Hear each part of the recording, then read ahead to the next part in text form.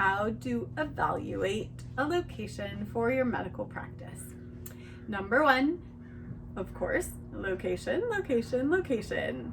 Who is around you? If you're a pediatric dentist, is there an elementary school nearby? If you're an orthodontist, are the junior highs and high schools nearby?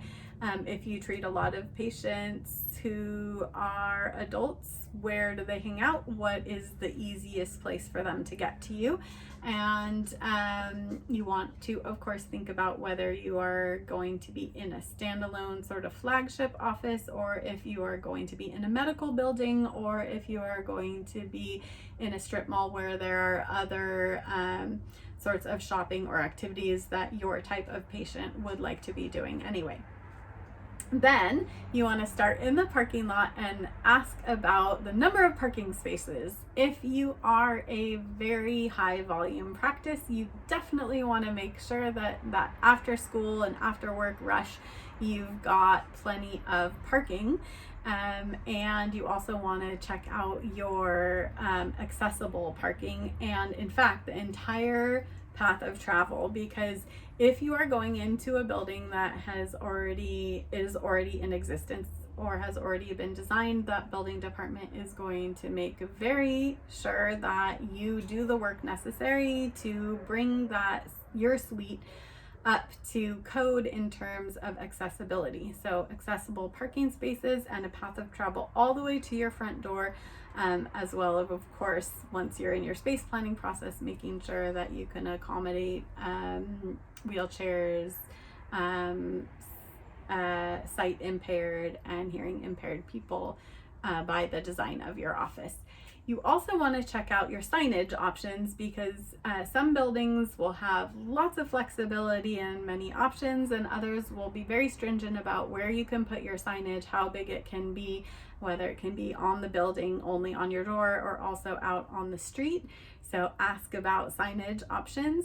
Also, pay attention to the direction that your office is facing. If you are an office that needs to control daylight, so if you have bonding set times that are going to be affected by the light coming in the windows, make sure that you can face those rooms north so that you get the most even lighting throughout the day. You also want to check around and see who your neighbors are, not just in terms of location within the community, but the specific types of businesses that are next to you. If you are, for instance, next to a nail salon, that might be a wonderful quick errand for one of your parents to go do while you're seeing their teenage children, but you're also going to get all of the fumes from the nail salon over into your space, and that is not great for what feels like a healthy environment and a welcoming environment. So pay attention to nail salons, also restaurants where their venting is. You don't want to be smelling pizza all day. If you are a pediatrician, maybe a neighboring vape store is not a good choice for you. So make sure you know who's there now, and also who is allowed to be there in the future. So if you want to be the only practitioner of your style, make sure that's written into the lease. If you are not comfortable being next to an adult shop or a vape store, then make sure that that's also clear on your lease of who your neighbors can be into the future.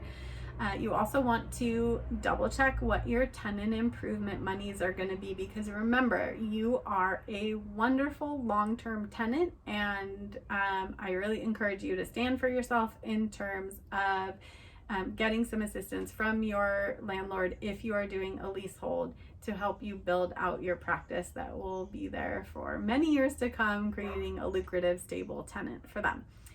If you have other questions that you would make sure to ask when you're evaluating a space, I would love to hear them in the comments. Or if you need some help evaluating possible spaces, always feel free to private message me. I'm happy to help in any way I can.